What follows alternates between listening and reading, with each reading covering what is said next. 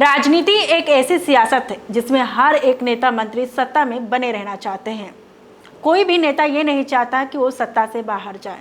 जब भी चुनाव आने वाला होता है तो वो जनता से कई सारे वादे करने लगते हैं कि अगर मैं सत्ता में आया तो मैं जनता के लिए ये करूंगा, मैं वो करूंगा, मैं ऐसा करूंगा, मैं वैसा करूंगी, चाहे वो रोजगार को लेकर हो या किसी और चीज के लिए। बिहार में भी कुछ ऐसा ही हो रहा है। बिहार में साल 2025 में विधानसभा चुनाव होने वाले हैं और इस दौरान कई नेता अपनी राजनीतिक पार्टी के लिए प्रचार प्रसार करने बिहार जा चुके हैं। बिहार के मुख्यमंत्री नीतीश कुमार भी साल 2025 के लिए जनता से कई सारे वादे कर रहे हैं। कभी कह रहे हैं कि मैं सरकारी नौकरी दूंगा, तो कभी कह रहे हैं हर घर को 100 यूनिट बिजली फ्री में देंगे।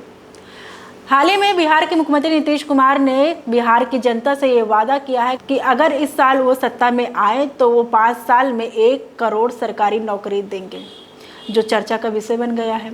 आइए जानते हैं पूरी खबर है क्या। नमस्ते, मेरा नाम सरिता है और आप देख रहे हैं टीम मीडिया एक्सपर्ट।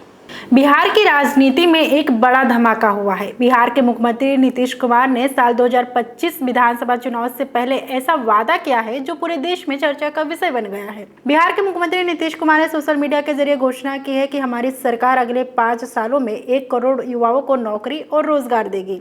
उन्होंने ये बात एक्स पर शेयर की है और कहा है कि युवाओं को अब भविष्य की चिंता नहीं करनी पड़ेगी। ये एक बड़ा दावा है जो सीधे तौर पर युवाओं को लुभाने की कोशिश की है।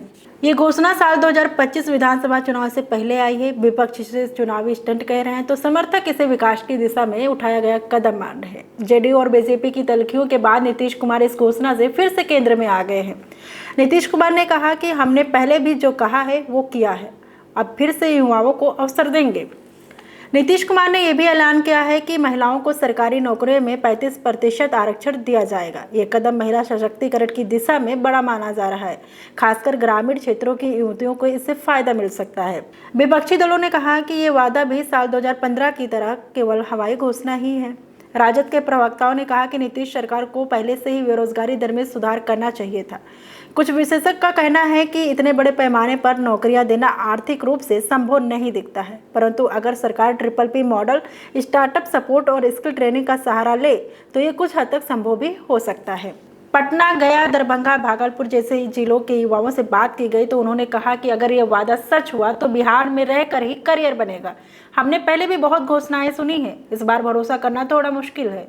कुछ छात्र संगठन ने इस पर नजर बनाए रखने की बात कही है।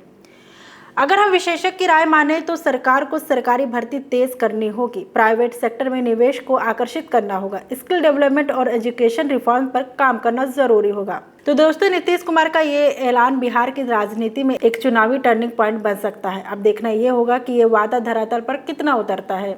तो क्या बिहार की जनता से किए वादों को नीतीश कुमार पूरा करेंगे? अगर वो सत्ता में आ जाते हैं तो क्या सच में वो 5 साल में 1 करोड़ सरकारी नौकरियां देंगे?